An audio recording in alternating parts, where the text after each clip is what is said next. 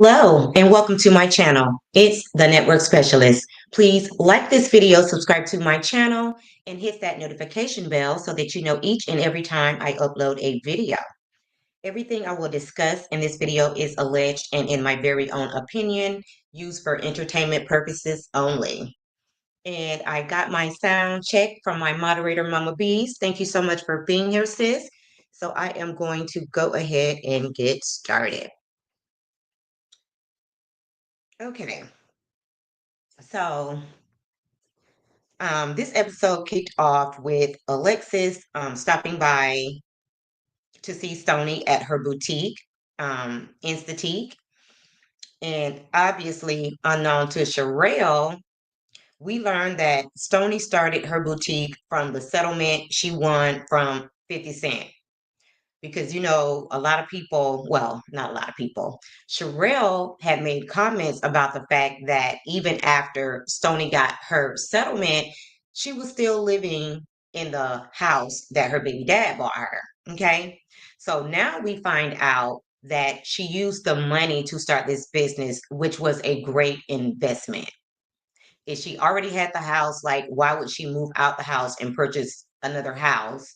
You know what I'm saying? So she decided to start a business, which was a great business move. So shout out to Stony for that. Them haters gonna talk. And also, she named her boutique Instatique to cater to the influencers on Instagram. And I thought that was a great concept as well. So she also talked about the struggles of starting your own business, brand ambassadors, and the lack of marketing. So Alexis was there to shop. She shared that, she's going out on a date. So she was trying to find something cute because she definitely wanted to make a statement. And she seemed like she was trying to just ask questions about Stoney's boutique so that if there was any way that she could possibly help her, she would be willing to do that. So that was really nice.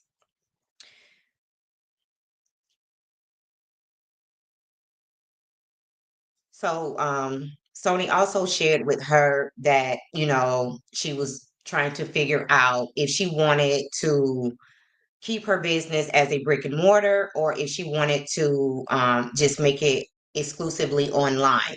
It seems that when she got into this business, she didn't have a lot of experience. So she spent a lot of money on um, merchandise that's sitting in her garage at this point. So,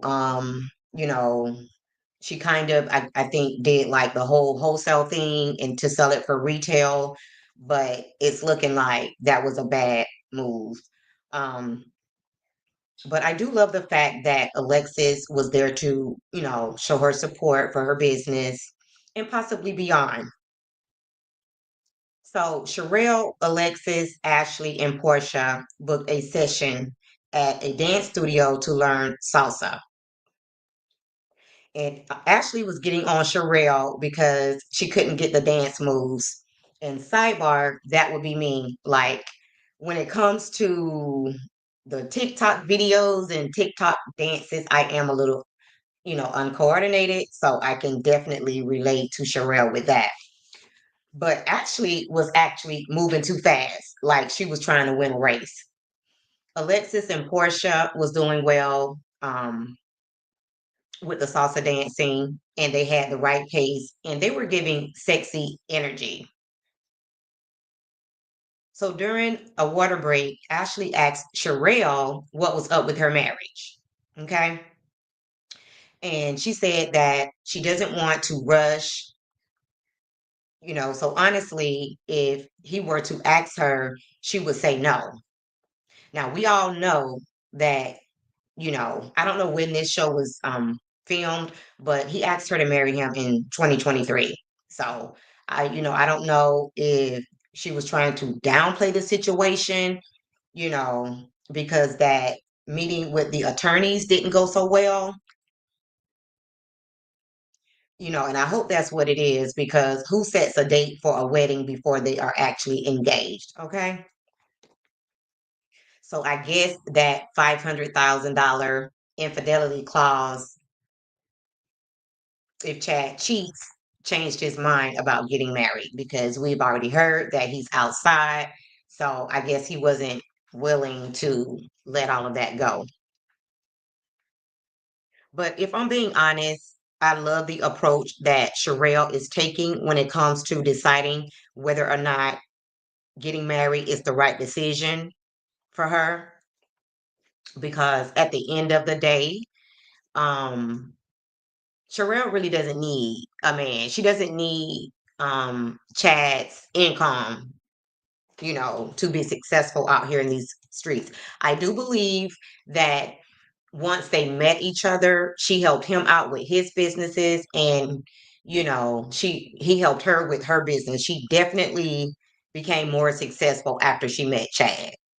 But at this point, if he's already cheating, like I don't blame her. I would not get married to this man knowing that he's already outside. So Alexis, Keita, Sherelle, went to an event that Stony was having to exhibit a few of her new pieces for the season. And Sherelle also brought her friend Fancy, the boutique owner, because she says if anybody can give her some, constructive criticism, it will be Fancy because, he don't mind telling you how it is. So Fancy, Sherelle's friend, was not impressed with any of the pieces that she had on display. And obviously, Sherelle brought him because he has impeccable taste and owns one of the best boutiques in Florida. And that was a boss move on Sherelle's behalf because networking and collaborating is everything when you own your own business. So hopefully Fancy is willing to help by giving her some tips, even though Sherelle told him that she was not her friend, which she could have left that part out. Like, if you're trying to help her, why did you have to mention that? That was a little shady. But the difference between Fancy and Stony, from what I'm getting, is that he sell high-end brands and Stony does not. She buys wholesale again and sells retail. But her concept was to market to Instagram models and influencers. So maybe that's the lane she needs to be in. Fancy and Sherelle pulled Stony outside to chat about the future of her business. And it seems like her mind is made up with doing wholesale, but she also still needs investors. So I think she chose the people that she invited to this event because she's looking for them to become investors in her business. Now, I don't know how that went because it is very hard to have a boutique. It's almost like the restaurant business. Those are two very hard businesses to run. And I believe Kita, if I'm not mistaken, also had a boutique. So she had to pivot and do something else because obviously it wasn't going well. So I don't see her being an investor for Stormy's business when she's already been there, done that. And like I said, those are very hard businesses to run.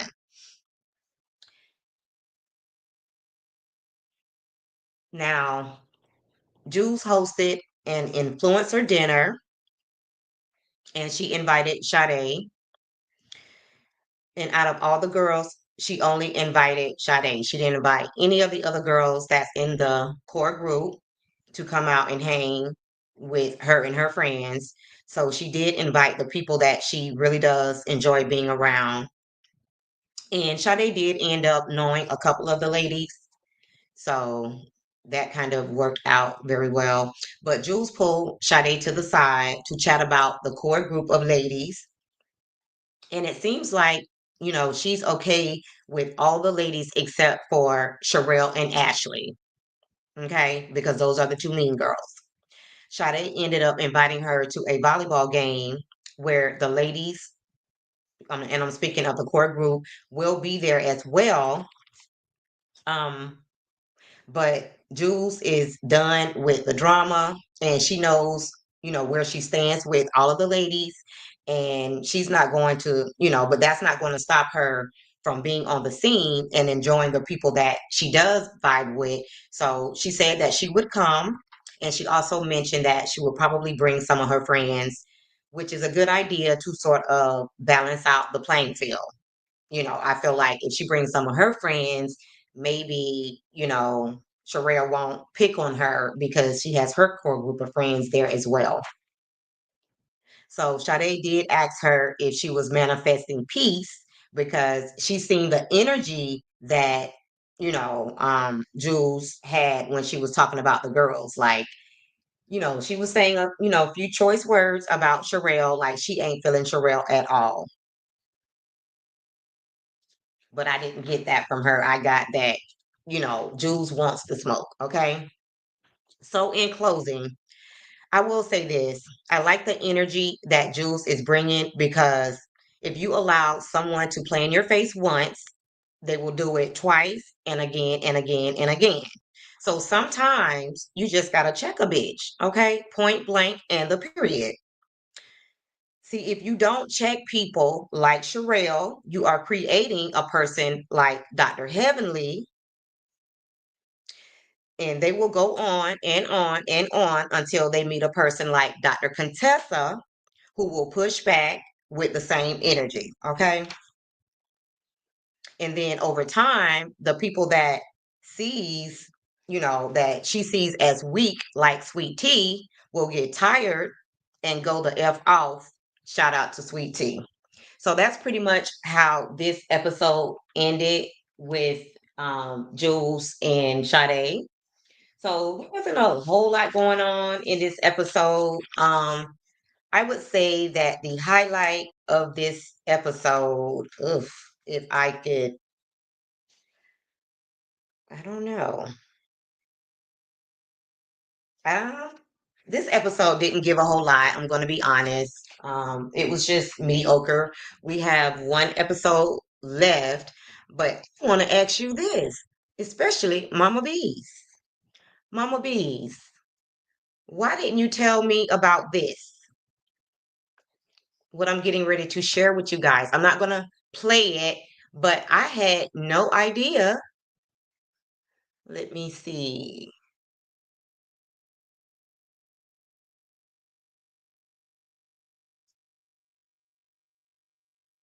I had no idea about this. Did you know that Carlos King did an interview? Mama B says, I didn't like Jules bringing that racist to the beach with her. Huh. What are you referring to? You know what? Mama Bees, you're getting ahead. I haven't seen that. I told you I try not to go ahead because I don't want to say something that, that's not within that episode. So I haven't seen that yet. Huh. So that's gonna be pretty interesting. But I wanted to know if you knew about this. I'm going to therapy because me growing up in the military, I was in the 82nd Airborne Division. It was predominantly males. I had to fight harder just to get About this. That's promoted. why I be trying It's to ask hard to y'all. transition out of that, Give me a take a second. seat Let back, me and not stop have this to for a fight every second. battle. Okay to step back and be a woman. And that's what I'm Is there anything that y'all want to add? Because it's enough for me to review these shows, but to know what's going on all over social media, sometimes I miss things. So I didn't know that she did an interview with CK about a month ago. I was unaware of that because it would have answered a lot of questions. Um, I knew that we had kind of figured out that let me see what Mama Bees is saying. Okay, so you did know about it. I kind of knew just from hearing a little chatter here and there that her and Chad had broke up, but she actually confirms it in this video and she gets teary eyed, when talking about it. And I think that honestly, they're still dating, but they probably pulled back from getting married because I noticed every time she talks about it because in another clip that I seen of Humble Baddies, they talked about the fact that her and Chad had broken up, and she started crying just like she almost did on CK's interview. So she really does love this man, but I think that she knows that he's not going to be able to stop cheating. He's just a cheater. That's who he is, and she's just not with that program. But with that being said, she actually cheated on her ex-husband with Chad. So, you know what I'm saying? You lose them how you get them. So, that's just what it is. And I also heard that her son from her first marriage doesn't speak to her at all. So, I don't know if, he was upset because she cheated on his dad. I'm not really sure. But so Mama Bees, did you actually watch the interview? Because when they did this interview, the show wasn't out yet. Hey, Sound Check Annette, thank you so much for being here, sis. And Mama Bees said the wedding was supposed to be the first week of February. Yes, I seen that. That's when the wedding was supposed to be, but obviously they decided not to get married because of the financial side of things. They just couldn't come to a mutual agreement when it came to the prenup agreements. So honestly, I think that's when Chad kind of checked out. When he seen that it was coming off like she was all about the money, I think he kind of checked out, and that's probably when he started cheating. And Mama B said, no, I can't listen to CK. Okay, so you knew about it, but you just didn't watch it. Okay. And honestly, I watched a portion of it, but I was also in bed going to sleep. So um, I probably missed over half of it. Because at that point, it was time to go to bed. Okay. But yeah, I'm starting to I like Sherelle, but I just wish that she would tone down the mean girl stuff because it paints her in a different way than I think she actually is. Because even though in the show she comes off as a mean girl, she really does go out of her way to help her friends, like she said on many occasions. The fact that she showed up and she brought Fancy, to help Stony out with her business, and I hope he follows through with that. I thought that was a good look. And Mama B says she makes more money than Chad. Yes. And that's why I really respect her decision on not marrying Chad because if you already, can hold things down on your own, like why marry a cheating man and then he might end up getting some of her money, you know? So, yeah. And I think that's why Chad is going so hard with that podcast is because he probably never met a woman or dated a woman that actually made more money than him. So I think that's a little bit intimidating for Chad. And he already know he can't treat her any kind of way because ultimately she doesn't really need him.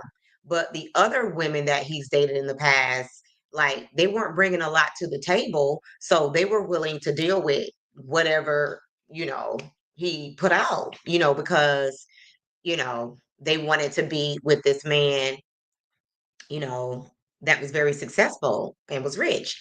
Now, the other thing is, Sherelle talked a lot about, and that's how I know she's still in love with Chad. She talked a lot about the fact, oh, Chad looks so good. Oh, he this. Oh, he that. Oh, them women be all up in his DMs. You know what I'm saying? So even though he's a cheating ass man, I think that she's gonna stick around to keep somebody else from getting him because she truly has not let go of that man. And honestly, I don't see nothing wrong with her continuing to date Chad and just not get married because as long as she doesn't get married, she can walk away at any time. They seem to be very compatible and I actually like them together, but a man doesn't doesn't like when a woman doesn't know how to be submissive and just always coming with all of that smoke. Like, I think she needs to tone it down a little bit. And I think that's going to be hard to do because, she was in the military, and sometimes she gives off masculine energy. And there's nothing wrong with that. I feel like I give off masculine energy sometime, but for a different reason. It's not because I was in the military, but I think that's the reason why her and Ashley give off masculine energy because they were in the military. And Mama B says, I don't understand why she wants to be with him with 10 baby mamas. You know what, Mama Bees? That would kind of be what would kind of change my mind as well. I totally agree with that. Like, I'm not trying to deal with all those baby mamas. You know what I'm saying? And, I know she loves his kids. Don't get me wrong. But she says they have 11 kids together. She either said it on this interview or on Batty. So they actually have 11 kids with her kid included. That's just too many damn kids. Like, can you imagine? I mean, but as long as you can afford them, I guess it's not really a big deal. But that's a lot of kids. I totally agree.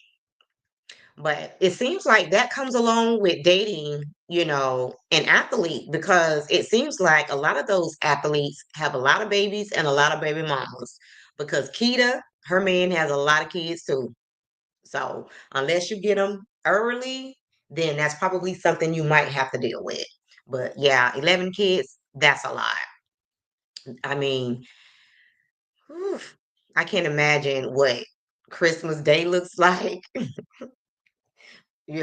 they probably have to spend the time with the mom, but that is a lot.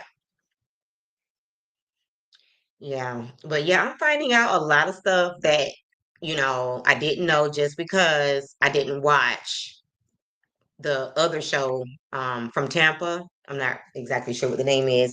And I'm thinking about going back to watch that show actually because it'll give me more insight because I think that this show is going to get a second season. I really feel like this show is going to get a second season. Hey, Aunt Trisha, thank you so much for being here. And she says that she finally got a notification.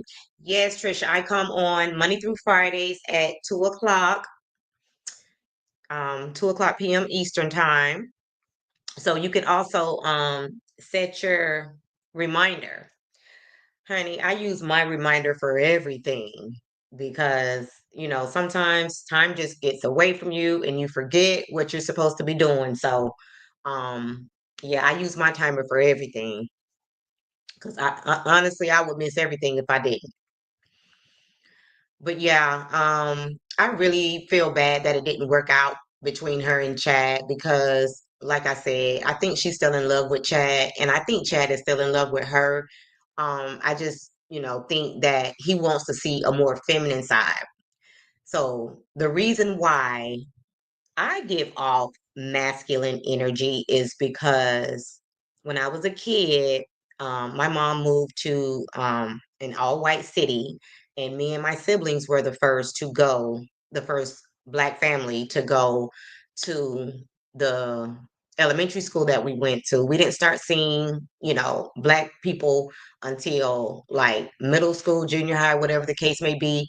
So I had to fight a lot of boys. You know what I'm saying? I didn't fight any girls because after they seen me fight the boys, like they didn't even want to try it. But I had to fight a lot of boys, on the way home from school every day. So I think that's where my masculine energy comes from. I fought my brothers, except for one, so I've just always fought boys. So I think that's where my masculine energy comes from. But when it comes to Sherelle and Ashley, I think it comes from them being in the military. And they know how to turn their sexy on too. But I think when Chad asked her or told her that he was hungry and she said, "So am I think that's when Chad knew, like, this ain't the move. Because I think she lets the fact that she makes more money makes her man feel inadequate. And then when, she doesn't want to cook him something to eat, He's like, well, why am I getting married? Like, you know, and Aunt Trisha said, wait, another one bites the dust. Aunt Trisha, what you talking about? Um, I'm not sure. Yeah. So, yeah, I think she missed out, just not knowing when to be submissive to her man and make him feel like a man. I mean, she just didn't get that part right. And I think that's why they're ultimately not getting married, because it wouldn't have taken nothing for her to go in there and whoop that man up something to eat. You know what I'm saying? I believe they had just, had sex.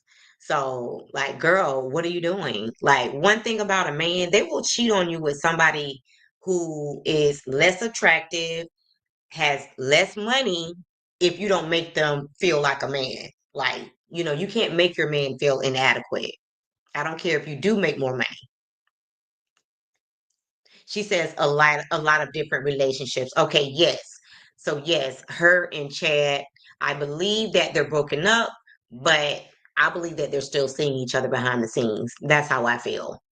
Because the way that she's so concerned about women being in his DMs, like, girl, if you've moved on, if y'all broke up, like, at this point, why do you care? You know? So yeah, I think she's still in love with Chad. But I think he's seen a different side, and I don't think that he's gonna ever marry her at this point. Because why would you tell this man if he cheats? So it's almost like you're anticipating that he's going to cheat, and then also $500,000. So if you are the one that cheats, like you did with your previous husband, your ex-husband, are you going to pay Chad $500,000? So it almost made her look like, she was all about the money. That's how it came off. So I'm pretty sure he picked up on that as well. So now there's no marriage. The wedding is not going to take place.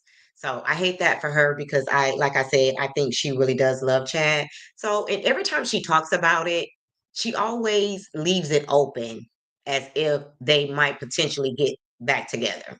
So I think she still does see some potential in Chad. And Mama B said Chad goes through women like most people go through socks. Oh my God. Mama Bees, I see you be checking up on them.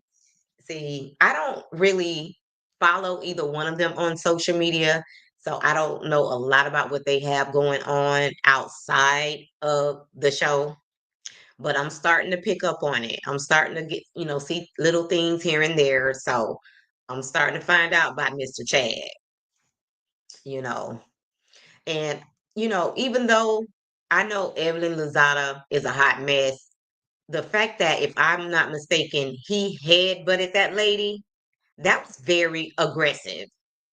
So, I mean, I don't know, so, he could potentially have some underlying abusive tendencies, because that was a lot. Like, women don't play about their face. I mean, you shouldn't be putting your hands on her at all, but the face, like, that was a bit much. So, guys, that's going to be it for my recap of Wags to Riches, season 1, episode 7. So, if you have not done so already, please like the video, subscribe to my channel, and hit that notification bell so that you know each and every time I upload a video. And if you happen to be catching the replay, guys, every other Friday we do trivia on my channel. It's a lot of fun. So make sure you're here on every 2 weeks to do the trivia. And then also, if you're catching the replay, make sure you drop down in the comments so that we can keep the conversation going. And don't forget, if you're catching the replay, to like the video and subscribe to the channel. Hey, dear Yvette, thank you so much for being here. And she says, oh, hello, replay. Alrighty, I really appreciate that. And Mama Bees is speaking. So yes, guys, that's going to do it. I think I forgot to set my alarm. So I am going to get back to work. Thank you guys for joining my live, and talk soon. And bye for now.